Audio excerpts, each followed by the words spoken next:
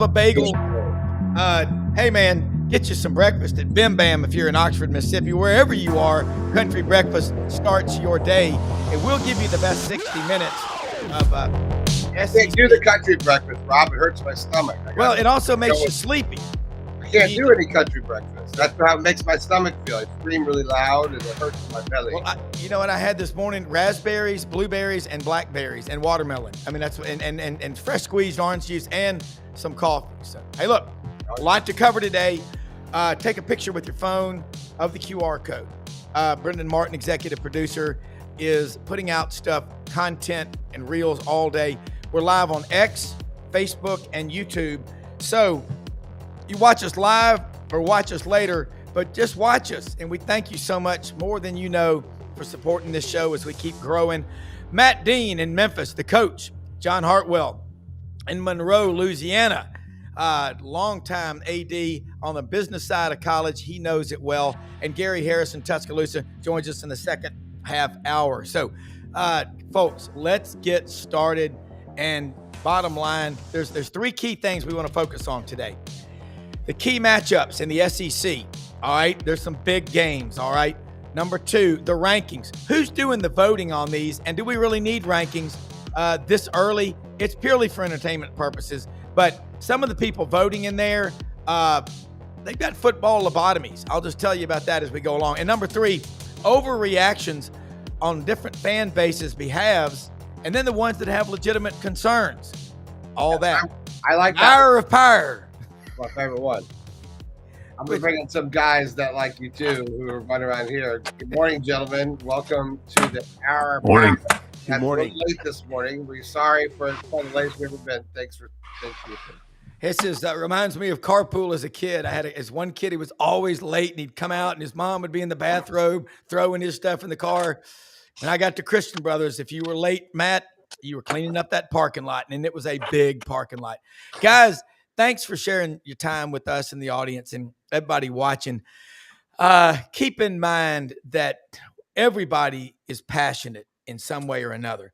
But let's start with the key matchups this weekend. And John, you brought it up. If we go alphabetically, I'm going to start at the top. And I think this is a big game because they play good football and really good football over the last 30 years on the peninsula. Wisconsin at Alabama in Tuscaloosa. Talk about overreactions after the first loss. I mean, that woman that said if she won the lottery, she'd take $70 million and buy out Kalen DeBoer. Well, that's why people that win the lottery are broke so fast. Okay, I'm just going to say that. John, this is a good matchup. And you know what? I like Coach Chiswick, who is a Clearwater, Florida native on SEC Network. Ty Simpson, coach's son, fourth-year player. He never quit playing, and he never will. What do you think happens Saturday at Bryant-Denny? Yeah, this is an interesting matchup. Two obviously storied programs in college football. And I'm shocked a little bit at the line. I think the last time I looked at it, it was 20.5 points, maybe. I don't know if that's changed at all. Clearly, Alabama looked much better. This past Saturday, I watched the whole game when they played ULM. Obviously, ULM a little overmatched there. But I tell you, the thing that maybe gave some hope to Alabama going forward, other than a 73-0 win, is, man, they played three quarterbacks. Obviously, Ty Simpson is QB1, but they played three quarterbacks who all looked really, really good. Yeah. They got some experience there. But I don't know that this is a 3-touchdown game. I think it's a closer game than that. Yeah. I know Matt, being an aficionado of Big Ten football, the O-line and D-line difference won't be nearly as much. I think the other day against ULM, there was about a 35-pound differential on both sides of the line of scrimmage. That won't happen this Saturday. I think Alabama wins, but I don't think it's a 3-touchdown game. I don't either. Matt, and let me, in the interest of public discourse, my apologies for these glasses. My regular pair, I think the dog ate another pair, so I'm wearing these Elton John glasses. So. No, I feel like you look like Simon or Theodore from like the Chipmunk. I mean, Inspector Clouseau. Brenden, I don't know where they went, guys. The same person that gets the sock in your dryer got my glasses. I digress. Hey, Brenden, get us a Chipmunks, get us a Alvin and Dale caricature up there, because I think it's pretty close. I'm working on it right now. See, there you just give him red meat. All right, Matt, listen. I think Wisconsin keeps that game close. There's a lot of brat-fed offensive linemen and defensive linemen on that Wisconsin team. I think they make it a tough game. So normally I would agree 100% with my colleague in Lower LA, and I do think this will be somewhat around the spread at halftime. I have had the chance, as you see, I'm representing the O today because I'm flying to Chicago this afternoon to go to the Northwestern Oregon game. But I've watched Wisconsin for a couple weeks. I don't think offensively they're where they would hope to be in Luke Fickell's third year. So I think Bama made a huge jump from week 1 to 2. Now, I think that was schedule induced a little bit too, guys. Sorry, John. Well, I guess not sorry anymore, right? Yeah. But I think honestly, it was the perfect remedy. And coaches tell you all the time in the sport of football, they make so many gains week 1, week 2, because I think the one thing we didn't take into account for, there you go, best producer in the whole industry right here. There's no doubt. That's pretty ruthless, Brenden. I don't know how I could follow it up with conversation, Brenden. If any other guest would never have done that to Matt, but I'm Yes. No, you know me. I'm all with you, brother. I am all with you. But I will tell you this, guys, and I thought about this. I had several football coaches that I trust say, look, Matt, Florida State had 50 transfers. They had no tape on some of these guys collectively. There was a little bit of an ambush factor. I'm not buying any excuses. Don't get me wrong. Just as I thought a lot of people, there's no excuse for Florida losing to South Florida. South Florida's better than people thought, even after that Boise game, but that's a different conversation. But I think Alabama wins this game probably right around the line, guys, and I think it's an easier game than people think, because this is not your Barry Alvarez Wisconsin Badgers. No, it's not. But I think Alabama wins going away. Look, what happened after the Florida State game is I think they went back and doubled down on who Alabama is. And also, like I said, it was all spits and giggles when you had the ice cream truck and Roll Tide Willie out there clogging in practice with them and stuff, which is stupid. And that guy has never written a check for 5 cents to Alabama, so really who cares what he says. But let's go now and look at the next one. Arkansas travels to Ole Miss. And, Ole Miss, their quarterback Austin Simmons has thrown 2 picks in each of his first 2 starts in the first quarter, and then he settles down. I imagine Travis Williams, Marcus Woodson, the Arkansas defensive coaches, are ready to try to jump on them early, John Hartwell. It's in the Grove. It'll be a great atmosphere, and there's some wild games, including a 7 overtimer at the Vault. Yeah, you look at the history between these two teams, and it's not Ole Miss Mississippi State or Ole Miss LSU, but it's pretty close. It's a border war there. I've got to go Rebels. I give the home team the edge. Both these two teams are pretty evenly matched, I think, but I'll give the home field advantage to Vaught-Hemingway Stadium and the Ole Miss Rebels. Yeah, and it'll be an incredible atmosphere down there now. And I think they've been licking their chops for this game. Matt Dean, what do you think happened? Sam Pittman coaching for his job. Kids know that. Well, I agree with John. I think this game being at the Grove, I think it matters. And I think Ole Miss wins a relatively closer matchup than the first one, I think.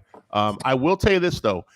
Arkansas has not turned – I know the competition was different, but the first 2 weeks, Petrino's offense – It travels too. So if they don't turn the ball over, I think we would all agree they're very capable of winning this game. But I'm not as concerned about Austin Simmons. Interesting. The one thing I heard a commentator talk about Lane Kiffin quarterbacks is they traditionally get a lot better over time.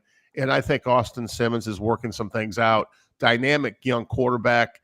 I heard some people say the thing about Ole Miss is they're not as deep as they've been either. Yeah. And football teams sometimes are judged on things that have no control in terms of the injuries over a course of the season. So I like the Rebels. I think they are going to take advantage of the venue, but I think this could be a really interesting game in the fourth quarter. All right. Taylon Green is a little more experienced than Austin Simmons. He's not really had that breakout signature game. I mean, they beat Tennessee last year, but I'm talking about the way he's throwing the ball, the way he's running it now. It is, I think it's an opportunity for Arkansas. It's going to be a very, very fun game. Next one I want to ask you about. Florida's got to travel to LSU, John Hartwell. Overreactions. I don't know. The legitimate concerns are against Long Island U. Florida gave up 11 tackles for loss.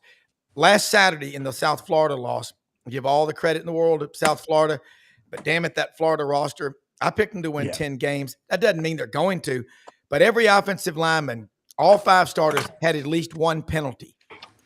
You saw stuff in the game against South Florida that you saw in 22, 23, and 24.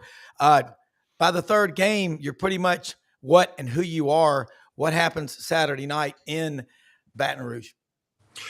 Yeah, this is an interesting game because even though LSU is 2-0, and I know this is encroaching on our second topic, the rankings, I think they may be overranked. I mean, Clemson,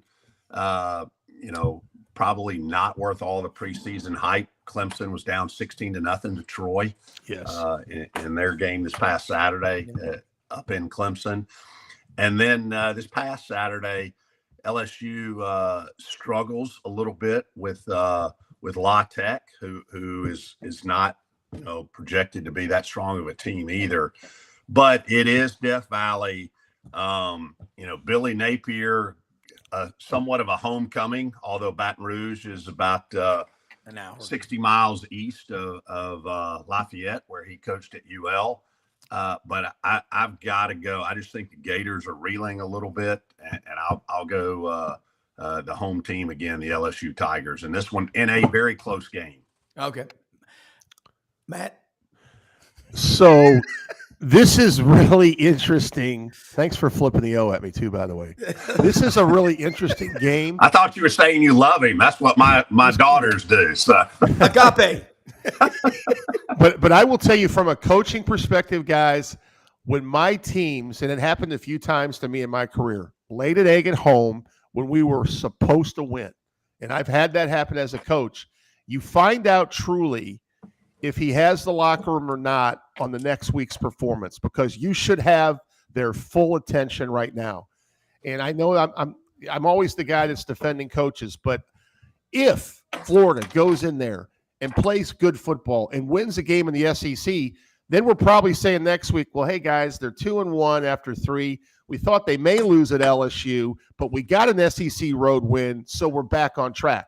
However, if it doesn't go that way, and I hate to say it in week 3, then we really know what road it's going to go, because the schedule is so brutal for Florida. At some point, you can't have continued conversations. Hey, are these mistakes going to keep happening? Hey, is he listening? Is the message resonating? Clearly, Brenden, last week, I thought for sure you told – I think the quote a week ago Thursday is, it doesn't matter. In the swamp, we have the roster to handle this team. There's no excuses. And I agree with that. And that's why I think this may be make it or break it for Billy. This week, if they can't go in there and find a way to win a game on the road, then they are looking at possibly, 2-4, 2-5 guys? I mean, I'm just being honest here. I don't want to put anything out there that after week 3, but I think this is a huge game for Coach Napier. And that being said, I think LSU probably wins a close game. Unfortunately, for Gator fans, I just don't see it happening, because the struggles offensively against South Florida, I think LSU has kind of fixed things, John, in their defense. They and I do agree with John on Clemson. I was like, John, I'm sure it kind of warmed your heart that Troy was playing so well, but I'm like, at the end of the day, if Clemson at home loses a night game to LSU and then they struggle with Troy, they're not a top 5 football team right now. At least they're not. I'm just telling you, I think there's an opportunity for Florida to go in there and win this football game, and I think for Billy Napier they must. Yeah, well, the mistakes that you see in the 4th year, okay, Yeah. There's no excuse for them, and you've got to be able to communicate. And I mean, golly, I want to see the SEC do well. This is an SEC matchup, but I'm with you. It's hard to shake who you are by the third game, but also we don't know what's really going on with DJ Lagway. I mean, everybody gets hurt, but if it's affecting him, it's a big deal, and we don't know. So, all right. Well, I was actually looking through. I shot some footage of the game the other day on Saturday, and I was looking at some of the offensives. Like I was looking at the 2 touchdowns that were called back. Yeah, because I had them both on camera, and I was looking at and I was like, I'm usually pretty, like I hands off as far as referees wanting to be a part of any outcome of anything, or if everyone holds on every play, you probably could find it somewhere, right? But the procedural call and the subsequent other calls that were just blatant, like you couldn't not call them, right? Like, and it did, and it was just like at this stage in the game with this roster and DJ and all the guys and everything else, they should be past this by yes. This is and look, this is not even talking as a la Gator fan. A la Gator fan says, "Hey man, this is why. What have we done?" And I told people to be wary of this. I like Billy Napier, the person. I don't know him. But I don't like Billy Napier, the play caller. And I don't say, and I mean that is that his offense it's fine. Look, if you got the personnel, it doesn't matter what you run, right? You're going to go out and you're going to run you're going to tell them, hey, I'm going to dive left, dive right. You can't stop me, right? That's dominance, right? I get that. But like, he's not in that space with it anymore with like he calls the wrong play at the wrong time. And we see that at the end of games. And we keep seeing that at the end of games. And to me, and I would talk to you guys about it, that correlates to like you're not paying attention to somebody who is sitting in the catbird seat above you that could give you a little bit of information there that might help you. Yeah. You can't, as a leader of an organization, John, Matt, Brenden, we all know this, you better listen to people around you. I have a board of advisors, and like Coach Max Howell watches this show every day now, and he sends me texts about things you're doing. He's been doing this a while, radio and all, but he's like, hey, don't forget to mention this or that. It's like, Brenden, you better be listening to people around you. You better trust them, and don't think you're the smartest person in the room. That's where you get in trouble as a coach. And totally agree. Brenden sees things. He is so close to that program, and sometimes I'm far away at 40,000 feet, but you still need to circle the wagons and listen to Brenden and Buddy and Franz. And look, like Dallas Wilson's not playing this week. Yeah. So see, that's a big deal. Like that's a big deal. Big, absolutely. Now speculation is that he just gonna ride it out and transfer out. Like he don't want to go in there. He doesn't want to go in there and catch like short left, short right, dump left, dump right. That's a lot of work. Yeah, it is. And let me, Brenden, I've got and prone to injury, by the way. We're Brenden, make sure we're live on Twitter, Facebook, YouTube, and people watching. Send in your comments. I mean, if you got questions, we'll address them. If we don't know the answer, we'll damn sure tell you. All right, Georgia travels to Tennessee. This one's personal because my bunkmate, my wife Audrey, Vol for life. Cousin Mark, going to have Jeff Boone, whole crowd, the Georgia people. His daughter goes to Georgia. He's Mr. Tennessee. John Hartwell, Tennessee, is trying to break an 8-game losing streak to Georgia. Last time they won is 2016. They called it the Dobb nail boot after Josh Dobbs made that incredible Hail Mary at the end, right after Georgia had done it with Jacob Eason. What happens on the Hill Saturday? I like the hype here. Pardon the pun. I just think Tennessee was below the radar screen preseason. Not a whole lot of hype. The question out there, hey, they swapped quarterbacks with UCLA. Who got the better end of that deal? I think two games in, we can go ahead and put a stamp on that one. Yeah, I like the Vols on Rocky Top this weekend. Again, it's going to be a heck of a football game. Two really talented football teams, two really good coaches. I'll give the edge to the home team again, and I'll expect on Monday you'll be wearing your orange overalls and your coonskin Daniel Boone cap, Rob. Well, as Carl Childers from Benton, Arkansas said, all right, then. You're probably you're on to something. I think this is one where the line of scrimmage is going to be huge. Georgia's defense travels, but how's Gunnar Stockton going to react to that crowd, Matt Dean? I'm kind of with John. I'm leaning towards Tennessee in a close game. I will tell you this though, knowing Kirby Smart, knowing this was week 3, I just don't think Georgia really cared about how great they looked in the first 2 games offensively. John's right. Defense travels. I think Georgia is going to be just fine because I really think they may have a little wrinkles up their sleeve for this game. But I will tell you this. Boy, I tell you what a difference at the QB spot than what we were thinking when Nico transferred out of there for the Vols. They have a lot of talented football players on that roster. We know how tough it is there to play as a road quarterback. It would not shock me if Kirby went in there and found a way to win a close game, but I'm going to go with the Vols too. I'm going to go 2017. I think it's going to be relatively low scoring. Could come down to a special teams play. And I think that's the thing that gets overlooked a lot of times is, are you sound in every level, all 3 areas? And I just give the edge at home to Tennessee this weekend because I think, surprisingly, in week 3, I'm making the statement they're winning the quarterback battle right now. They are. Big. And if you think about this, Joey Aguilar, of all the quarterbacks Josh Heupel's had, and in 4 years, they've only thrown a total of 18 interceptions. That's 4.5 a year. But this is the one, Joey Aguilar from Antioch, California, which is where former Alabama running back, one of the most physical ones ever, Najee Harris, came from. Yeah, I think this guy can throw the short, the intermediate, he can throw the long ball, and he gets it where other people can't. If you look at his 2 years at Appalachian State, he didn't have great talent. As Dave Bartu says, he wasn't able to elevate that talent around him. You worry about turnovers. Well, so far, give Josh Heupel credit. He is an elite quarterback coach from Aberdeen, South Dakota. Great pheasant hunting up there, by the way.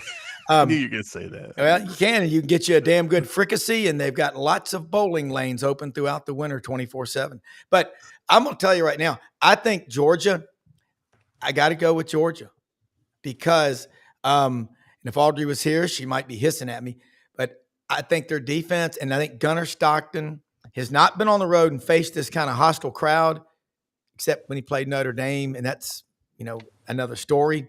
But he's had more time. Look, Noah Thomas at wideout, Zachariah Branch from Southern Cal. These 2 guys are badasses. Now, Nate Frazier, they don't have the running back. They hadn't had a 1,000-yard rusher at Georgia since 2019. So this is going to be fun to watch, but I'm taking the Dogs. All right. Gary Harris should be joining us in just a minute from Tuscaloosa. And when he does, we'll get more into Alabama. But want to also talk about Texas A&M and Notre Dame. Casey Goodjohn, 20-year United States Marine, hoorah, is listening right now out in Claiborne County, Texas. What happens, John, when Texas A&M goes to South Bend? They will be ready, and Marcus Freeman and the Irish will have their game day mass. What an atmosphere. Yeah, it is. And, this is kind of a theme for me this week. Hopefully I'm not going the wrong direction, but I'm going to go with the home team again. I'm going to go with the Irish at home. I think they've got too much firepower. Seems like the news out of A&M this week is not about football, but about what's being taught in classes on campus there. So I didn't mean to go political. No. Couldn't. That was a layup. Book learning, ciphering, and whatnots and such. There we go. Well, I'll tell you one thing, John, you've been to A&M's campus. It is massive. John, I know you have, Matt. Yeah. It's massive. But what do you think happens? I mean, Notre Dame, they did not get the win at Miami, but Carson Beck is also playing some really good football. You can't just say because they lost that game that A&M hadn't been on the road. Who do you like? Do you like the quarterback matchup? Who do you favor in that? There's a lot of angles you can take. Well, I really thought C.J. Carr played really well in a really, really hard-nosed, tough, competitive football game. I thought Notre Dame, I thought Miami just beat him. I didn't think Notre Dame played that poorly. As a matter of fact, I'm a big Marcus Freeman man. Me too. He's done a terrific job since replacing Coach Kelly. He's recruited really well.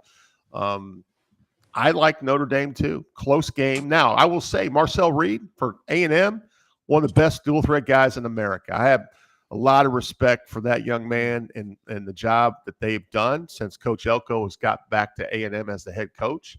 But I think at the Golden Dome, man, I'm taking the Golden Domers. I'm going Notre Dame.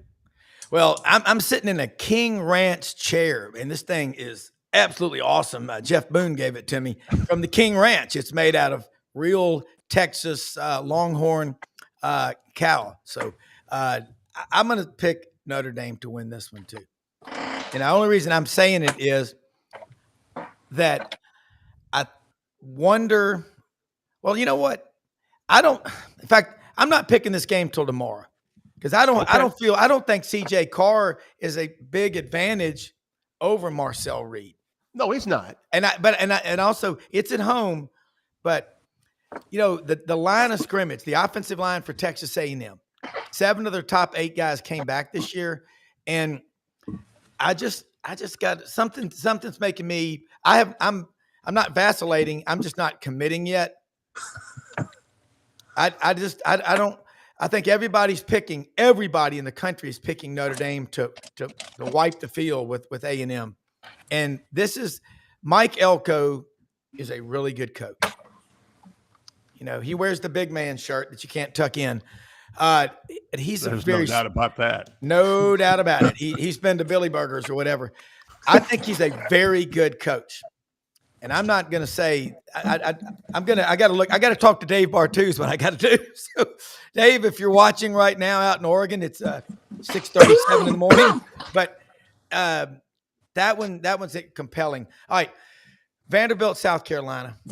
We hadn't talked about that yet, as Will Gunner told us yesterday from the game, ESPN 107.5 yesterday.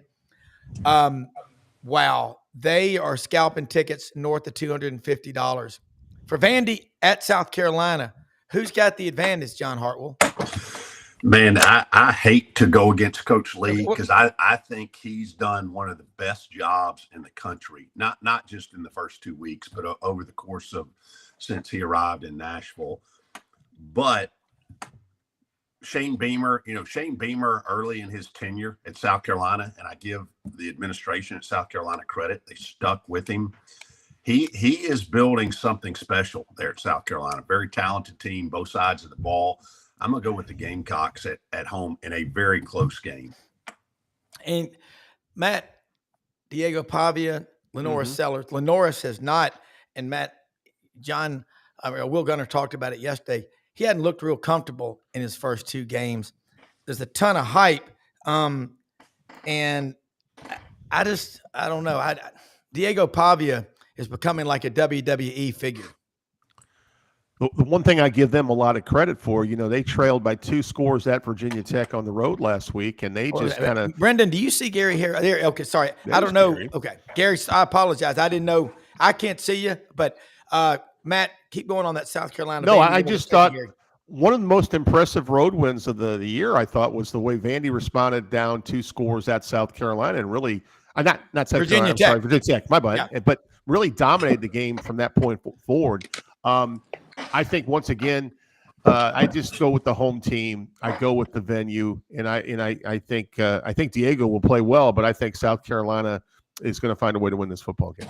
All right, Gary Harris, Tuscaloosa, WVUA Channel 23 Sports Director, Tide 100.9, Tider Insider TV. Gary, I think the Wisconsin, they're not going to they might cover the line. They're not going to beat Alabama, but let's talk about what's going on from week 1 to week 2, heading into week 3.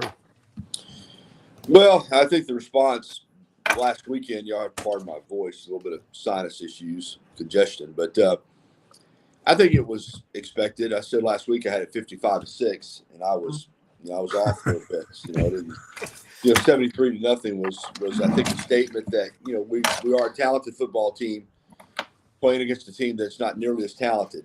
Now you ratchet it up a little bit, I think that, my expectation of Wisconsin is that they're a mid-level Big Ten team, but that means that they're going to have, quality players. And through 2 games, again, you have to take the competition into account. Their defense has been stout. I think they're 3rd in the nation in total defense.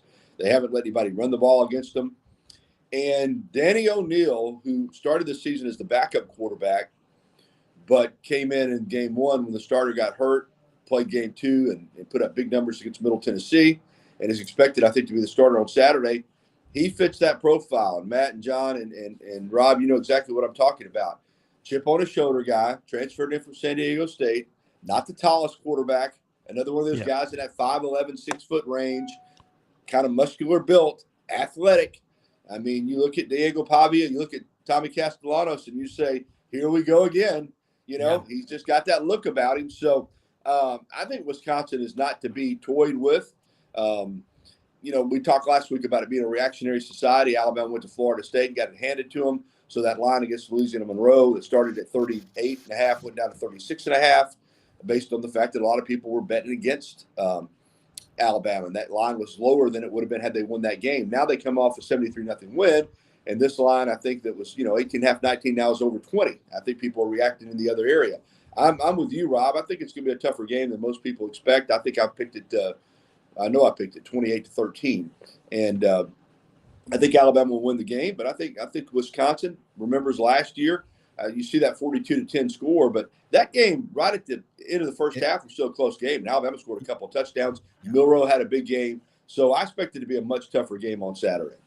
Yeah, my friend Johnny Haygood from Eufaula, Barber County, down on the 431, went up with a bunch of Alabama people to Wisconsin. They said that was great atmosphere. Everybody loved it. He said that first half, he said, we were not real comfortable. Second half pulled away. All right, so Gary, before I go back to John and Matt, we're talking about 3 things. Key SEC matchups, we've covered those.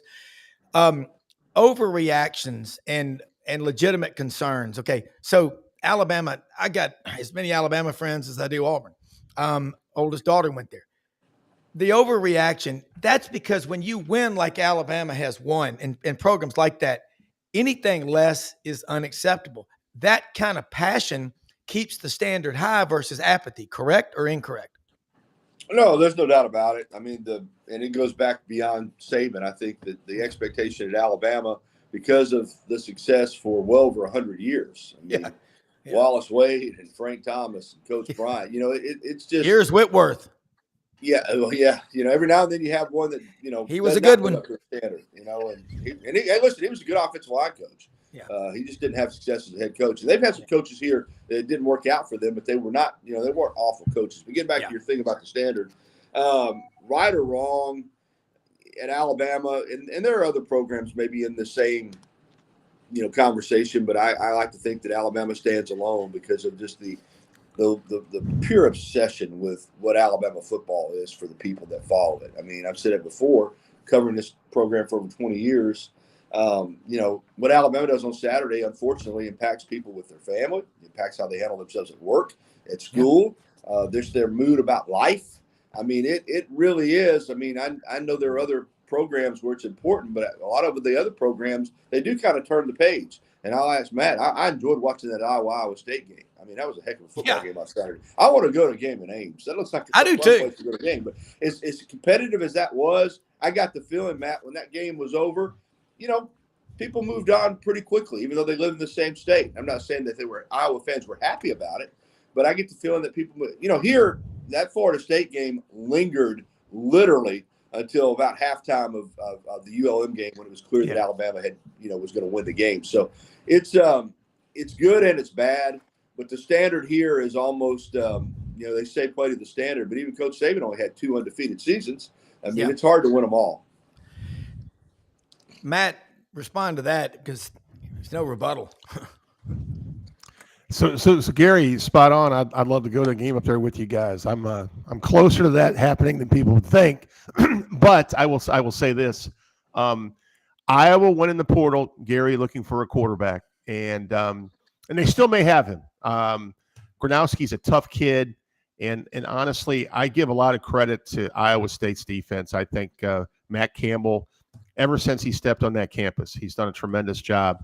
But the talk with my Iowa friends this week is we should be celebrating Kirk Ferentz's 206 win over UMass, which would make him the all-time winningest coach in the Big Ten, surpassing Woody Hayes. But people are so consumed with how do you fix the quarterback position.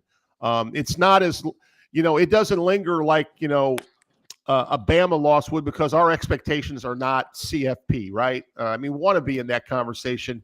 We have not been in that conversation. We were a yard short against Michigan State in the Big Ten championship game. I think that's the same Michigan State team that played Alabama and got just ran out of the building in the semis, if I'm not mistaken, Gary. But anyway, we're a little bit, and I'm wearing my green today, Gary, because I think in July, Rob, I told everybody I had your Heisman Trophy pick, the sleeper, in Dante Moore. You guys should listen to me a little bit more and maybe find that conversation, because I'm going to tell you this much. I want to say something about Alex Golesh at USF. If I'm the Oklahoma State AD right now, and I hate to say it because I'm a huge Mike Gundy fan, I love what he does for his kids. He's a really fine football coach, but obviously it's probably at the end of the run there. I'm looking at that guy as my next coach at Oklahoma State, because right now they brought in 50-plus players, and that was the worst-looking Power 4 team I've seen in the first 2 weeks. Awful. It reminded me of Auburn in 2012 when Texas A&M won 63-7, and half the crowd had left by halftime. That's when the AD said, it's time for a change. And, it's awful. But Gary, you're right. I'll tell you another thing, Gary. I think Iowa State's got a really good football team. Now, that win against Kansas State has kind of been devalued a little bit because they're 1-2, and they've struggled to beat North Dakota and lost a close game to Army last week, even though I love the post-game win speeches for Army. There is nothing better social contact. You get Monacan out there, and, John knows this from the Citadel days, but, man, those Army guys, when they win a football game, man, that locker room was electric. I'm sorry. No, it was awesome. And Gary, I tell you what I do. I love going up and down the AM radio dial, White's radio log. Dad got me to get that as a kid. You're listening to Gary Dolphin and Ed Podolak, WHO AM 1040, Des Moines, Iowa. Hawkeye football is up next. Ed Podolak, he was a heck of a running back. Think about these old names. Yeah, and John Hartwell, you know this. We all know it. American people know it. There's nothing better than taking your radio and having your earphones in. I do that to every football game so you can know what's going on, because when you're in a crowd of 100,000 people, you just forget about it, and it allows you to focus on the game. You heard what Gary said, John. Alabama people, they are. You go back for 100 years, and if Alabama was maybe the fourth choice for the Rose Bowl, that 8-day train trip, ESPN, SEC Network needs to do a 30 for 30 on the train ride out there and back, and the reception, the way they were greeted at every train stop. People from the South that were scattered around the country were in tears cheering them on. And that's a story that no one talks about. But he's right. You got 100 years, sprinkle ears, Whitworth in there along the way, and a couple of – but what school can claim all those different ones that have won national titles? Nobody can. Not even Notre Dame. No, not at all, and that's part of the mistake. We can barely hear you. Of Alabama football, and you know that Kalen DeBoer knew that when he took the job, that he was following a legend, just like following Bear Bryant. But Gary, earlier in the show, I said I was probably one of the few non-Alabama people who watched that entire game. By the way, I appreciate the picture coming from you too. That would have been your box. Yeah, but hey, look at that, man. If you're looking at the future of Alabama football, and again with the transfer portal, who knows who stays? But QB2 and QB3, especially the athleticism of QB3, wow, they're strong days ahead for Alabama football if they can keep those guys there in Tuscaloosa. Gary, he's talking about Austin Mack, and he's talking Keelan Russell from Dallas, and man, and so the overreaction, it's just, hell, we all do it. We're human, aren't we? Yeah, I thought listen, Alabama's got 3 talented quarterbacks, and Ty Simpson was 17 of 17. You can't be any better than that. And then, Austin Mack is a really physically imposing QB. He's legit 6'6".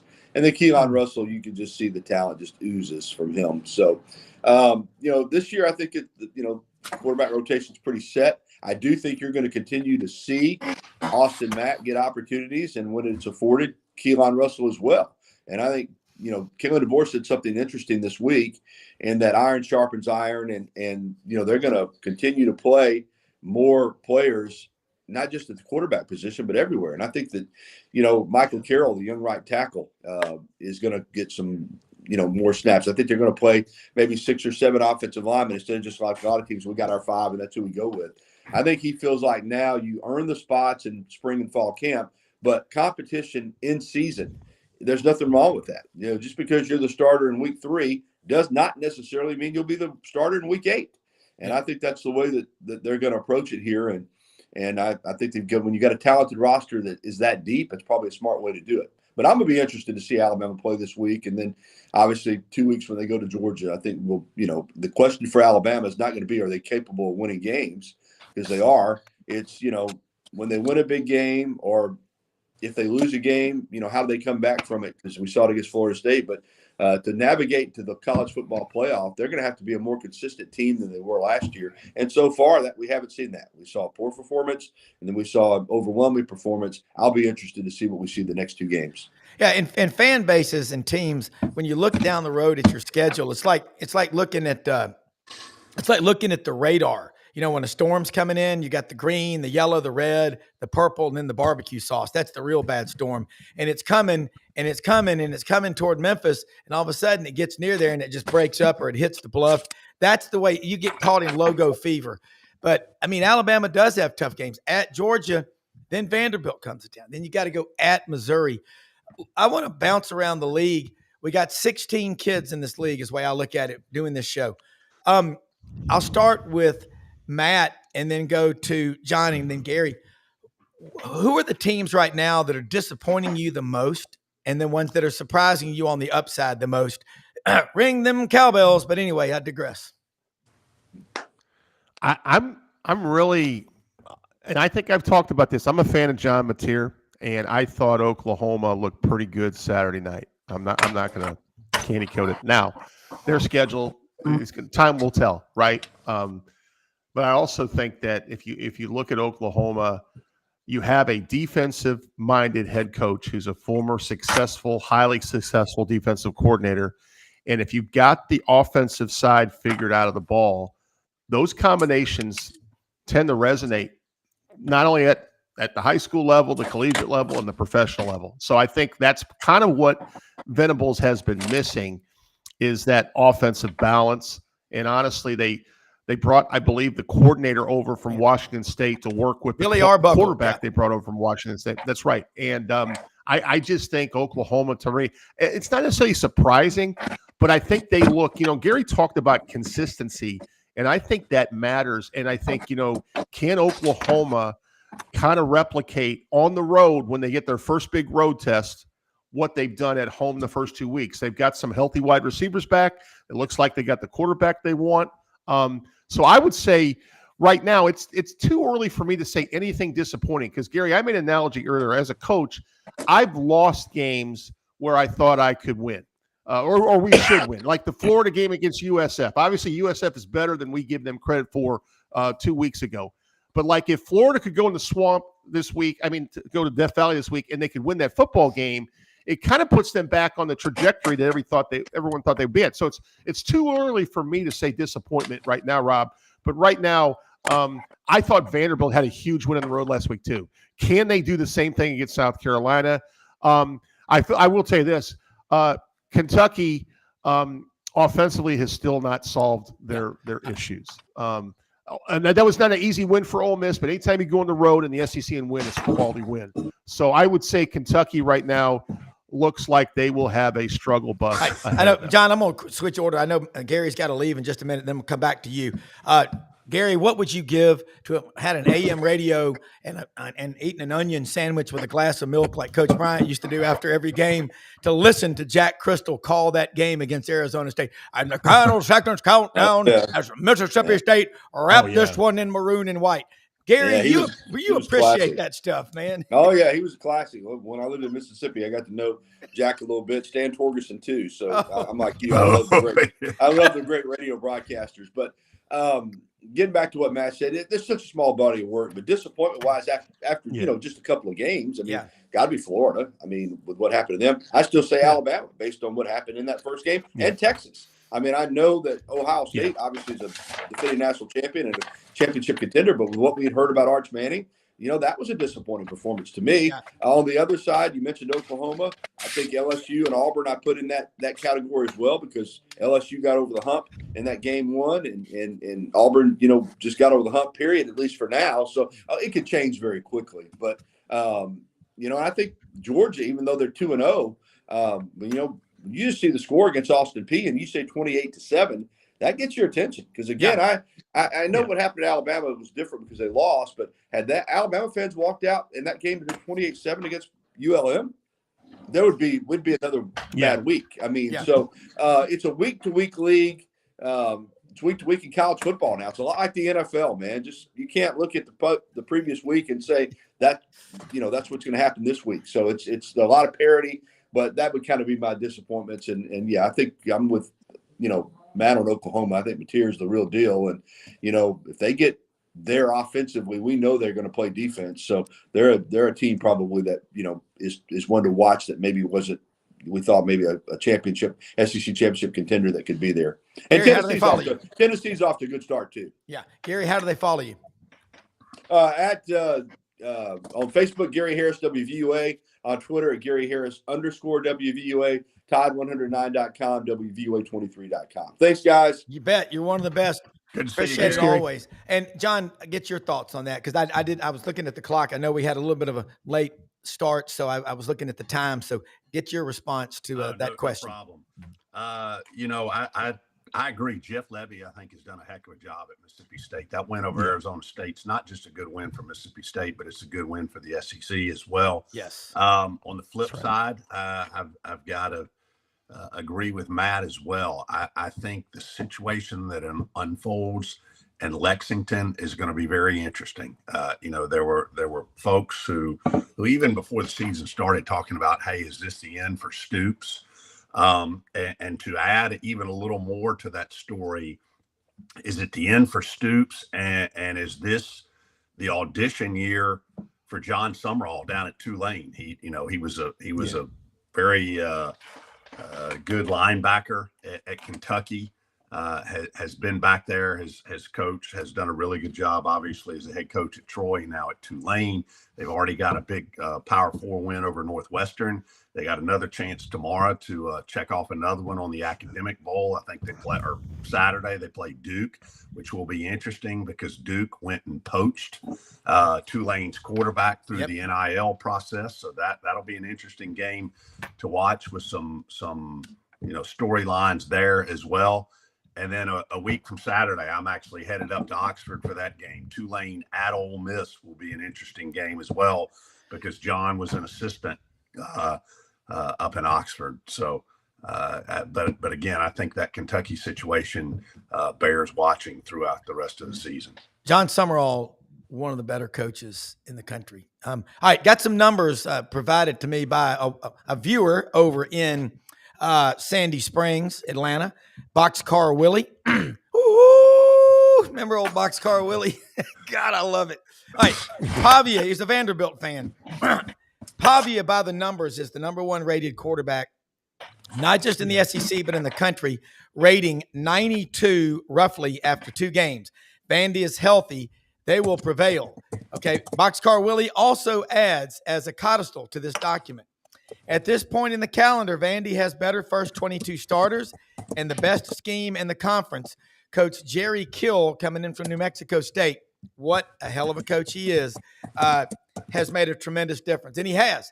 But I'm not saying Vandy's going to win the league, but dadgummit, Clark Lee, and I think he's related to the coach of that Sewanee 1899 team, Unrivaled.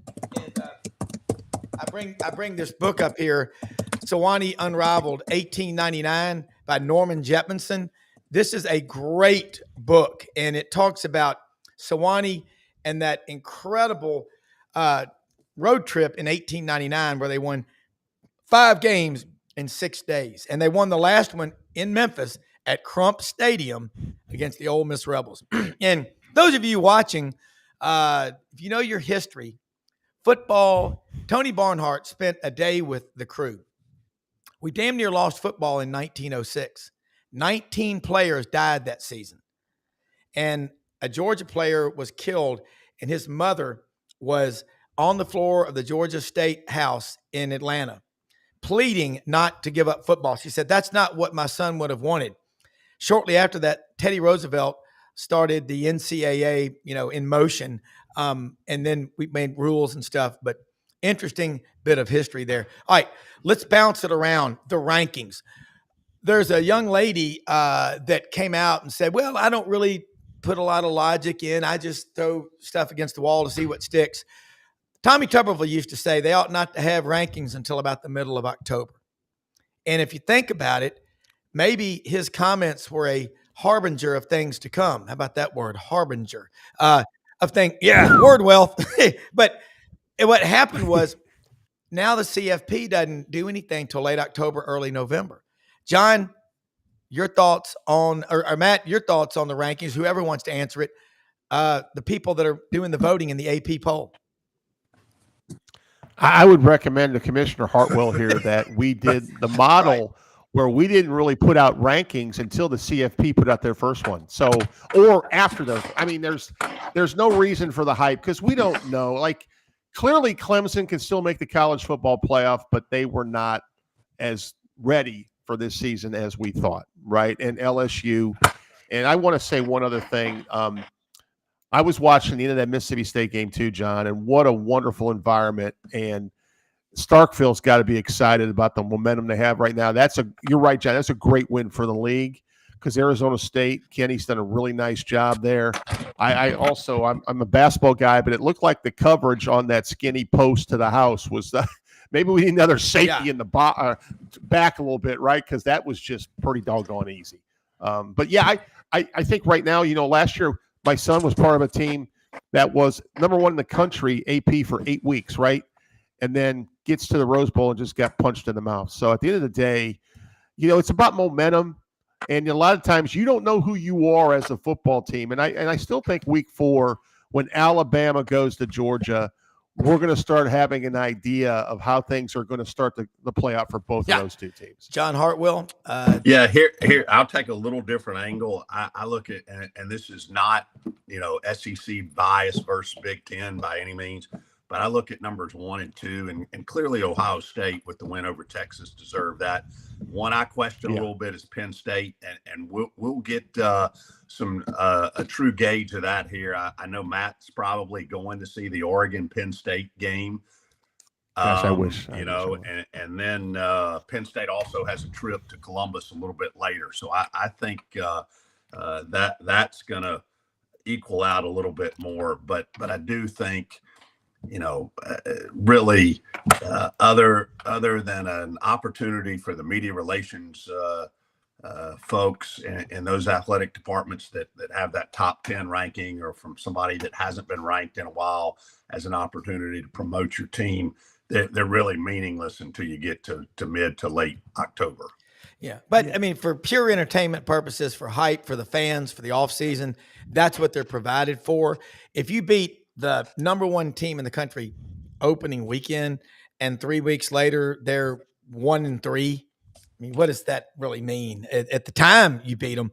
I think too, people love to go back and say, we should have been 11-1, but we were 6-6. Well, you lost 5 games, but there are also games that you won by 2 points or 3 points that you easily could have lost. So for the record, Boxcar Willie's right. Your record's what you are.